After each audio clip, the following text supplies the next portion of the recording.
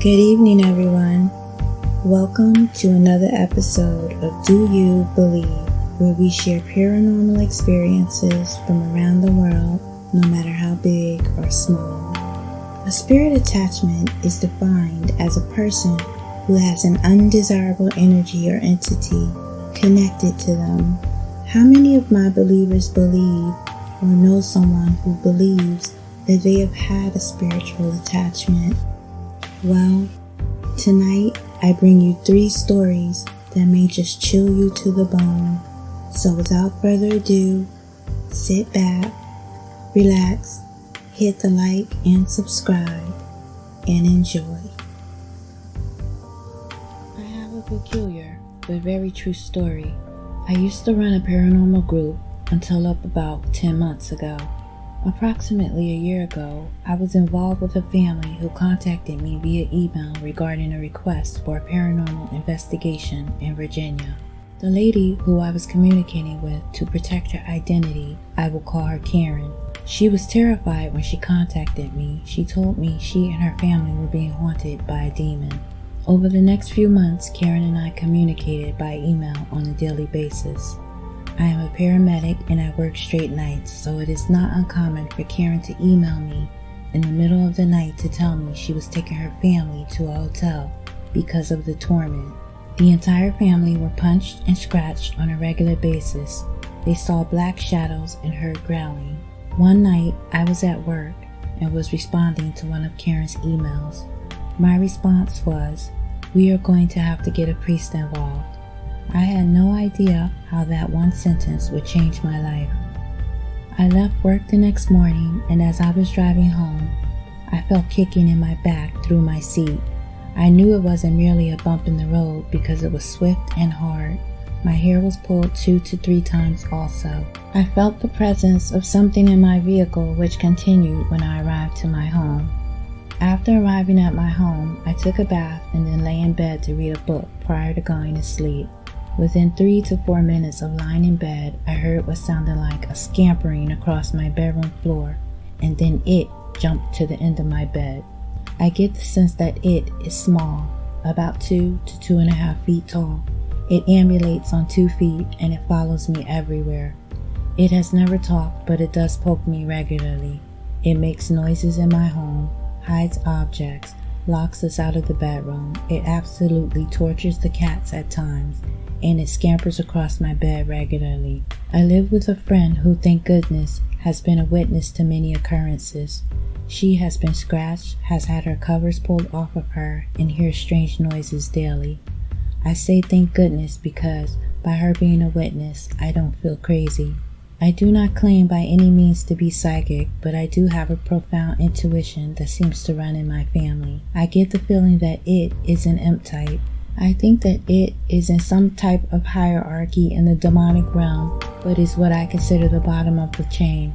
It doesn't physically hurt me, and although it had me completely stressed and terrified when it initially came into my life, I have adapted well to it being here because I have no choice. When I talk to someone up north about getting help with this thing, I suffer greatly. In fact, while I was speaking to the person on the phone, his dog was literally attacked while we were speaking. I feel this thing spies on me. Sounds crazy, I know. And the minute I reach out for answers, it runs back and tells on me to its demonic superiors, and they get back at me by doing things that cause me fear. Extreme fear. I am almost 40 years old. I never thought anything like this would happen until it happened to me. Actually, it happens on a daily basis. I even fear that when I try to submit this, it will keep happening. I have read several stories on this website, and I think there are people out there who have given great responses and insight. So I'm hoping someone can help me. I know I am not the only one who is going through something like this. I just got knocked in the head, so I am going to end this for now. Again, I would appreciate any insight. Desperate in Louisiana. Wow, guys, Louisiana is said to be one of the most haunted states in America, but our next story comes from one of the most haunted countries in the world, the Philippines. From the Manila Film Center to Baguio City, The Philippines has a very haunted history, so I hope you guys enjoy this story from one of the residents of the Philippines. I encountered this experience 2 years ago when my wife and I vacationed in Baguio City, Philippines. We decided to escape the stress and noise of the city for a while, so we decided to have a vacation in the highland city of Baguio. To feel serene and to rejuvenate our minds and bodies, we booked a 2-night stay in your hotel, one of the most famous hotels in the Philippines. After we booked our hotel, we settled our things inside and headed straight outside to explore the place. We rode a bike near Birmingham Park and had a ride on a boat in the lake. After our adventure, we ended up both of us starving. We decided to eat at a restaurant which was not far from the hotel. We forgot to look at the time. It was already 6:30 p.m., so we finished our meal and headed straight to the hotel. My wife took a shower, and after her, I took a shower as well. You can choose either hot or cold. I decided to go for hot, because Baguio is normally cold this time of the year. It was so cold that after we took our showers, we did not even bother to turn on the air conditioning. I remember my wife told me that she felt goosebumps after we entered our room in the hotel earlier when we first arrived. Her consciousness and intuition is on a different level, which is why she can see things and feel energy like supernatural, including ghosts, spirits, entities, and other things. We fell asleep and my wife awoken in the middle of the night to go to the restroom. The restroom is not far from our bed, so my wife can see in our room while I'm asleep. She kept the door ajar while using the toilet. Busy on the toilet, she gazed at me, and she saw a man dressed in white, black jacket, wearing jeans, standing on the edge of the bed. As she was about to call my name, the entity flew through the window like a cloud, fading into thin air, and it was gone. My wife woke me up because she told me that I am shouting without sound while sleeping. I told her that I am having trouble breathing. I felt some weight on my chest while I was half asleep. I wanted to shout, but I couldn't because of the pressure on my chest. After what happened, she told me everything she witnessed, and together we offered a prayer. She told me to pray for the entity and for our safety as well. She told me that everything has its meaning and why the entity appeared in the first place. We both got back to sleep. In the morning, we ate our buffet breakfast in the guest pantry of the hotel. I told the waiter about what happened to us last night and asked him if our experience is common or if other guests experience it as well. He told us that there are ghosts roaming around the place and that it is not uncommon for first-time guests to experience it. Even the waiter and his co-workers also experience seeing an entity, and sometimes they see shadows and ghosts as well in random parts of the hotel, either in guest rooms, lobbies, pantries, or restrooms. After all we heard from the waiter and experienced in this hotel, we decided to cancel our second night staycation. Wow guys, that was even scarier. Let me know what you would have done if you were in a hotel in another country on vacation and someone told you a story like that. It's hard to say because unless you're in that situation, you really don't know. But I think I would have checked out that night and possibly went to another hotel. I definitely wouldn't have been able to sleep. So here's the next story coming out of New York. I'd like you guys to let me know what you think. I hope you enjoy. It was a normal Monday evening and I met up with my friend how I usually do. However, instead of playing video games, we had decided to go out and explore an old abandoned building near one of our houses. We had been there before in the past, so we knew our way around pretty well. Once we got there, we snuck in through a broken window, which was at one point blocked by a piece of plywood. There was some light that allowed us to navigate through. Security sometimes surveils the building, so we had to be cautious.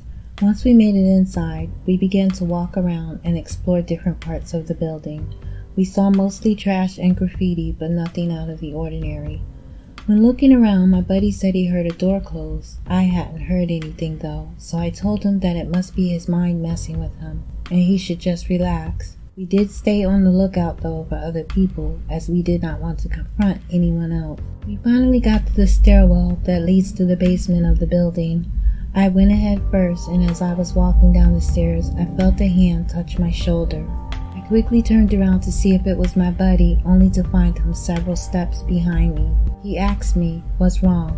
I communicated to him that I felt something touch my shoulder and that I thought it was him trying to get my attention. He denied it was him, and he showed me he couldn't reach me from where he was on the staircase. At the time, I dismissed my experience and just concluded that it was my imagination. When we finally reached the bottom of the staircase, we continued our exploration while joking around about past events in high school. As we made our way through a series of rooms, we reached a long hallway that had giant pipes that ran along the side of it. They were orange and bright, which was the most unusual color in the whole building. At this point, we had been at the building for a while, and I thought about taking a picture to post on our social media accounts. I suggested that he should go first since he's more photogenic than I. Once we found the right angle for the picture, we went ahead and took it. Once the picture was captured, I took a look at it and I noticed a dark shadow next to my friend. I was puzzled at first, wondering if it was my shadow, only that I had not seen anything like it before I took the photo, and would have noticed it if the shadow was in the frame. At this point, my friend noticed something was up and asked to take a look at the photo. I watched as his face grew weary as he stared at the photo. I asked him what he thought it was, and he just looked confused. Fear began to seep in, and we began to feel a sense of dread. I asked him, "You think it's ghosts?" He nodded. At this point, I began to worry about our well-being and no longer felt safe where we were. I suggested we head out immediately. Before he could answer, a feeling of disgust swept the hallway, and before we could answer, I already started heading towards the stairwell. Everything after that moment went by so fast. Before we knew it, we were in my car, and my mind was all a blur. We sat in the car silent, only to look at each other with a sense of relief. At this point, I suggested we get something to eat to take our minds off the whole incident, which he agreed. Since then, neither of us has really talked about the incident, although I plan on bringing it up to him soon. I cannot help but keep looking at the picture I took, as I am confident that what I caught in the picture was a paranormal entity. Thank you for reading my story, and I was hoping to hear about what people might think it is. I appreciate your help in advance. Hey guys, another great story. To give my opinion, maybe one of the boys is shadowed or attached to a spirit of a loved one, or maybe it's just a shadow person or spirit or ghost who dwells in that particular area or building that these boys are visiting. If anybody else has any insights into what they might have caught in the picture, please, by all means, we would love to hear.